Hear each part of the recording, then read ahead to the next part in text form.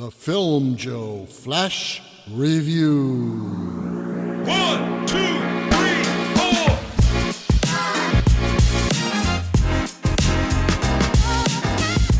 Hi, I'm Joe of the Filmjoe podcast with a flash review of Furiosa, a Mad Max Saga. The film is directed by George Miller, and it stars Anya Taylor-Joy and Chris Hemsworth.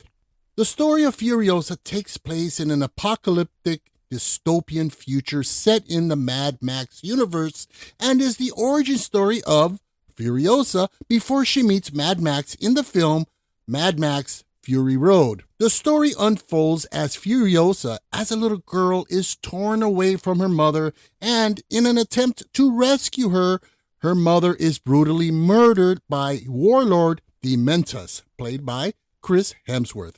It then becomes a story of survival in the savage wastelands and becomes an eventual quest for vengeance. Even though, for the first time in a Mad Max film, there is no Mad Max, it is still a Mad Max film overall, as George Miller, the creator of the series, returns as director and has not lost his touch for intense, in-your-face action and violence and storytelling.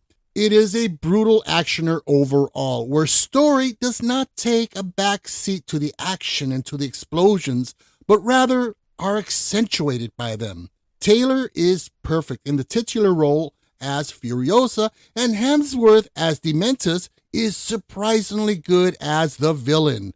So if you are a fan of the Mad Max series of films, you will not be disappointed. And if you're not, you still might enjoy this, as it is an excellent action film that serves pretty much as a standalone film away from the rest of the saga. The film is rated R, and my score on the Filmjoe scale is 8 out of 10 high-octane engines. That's all for now. Thank you for listening.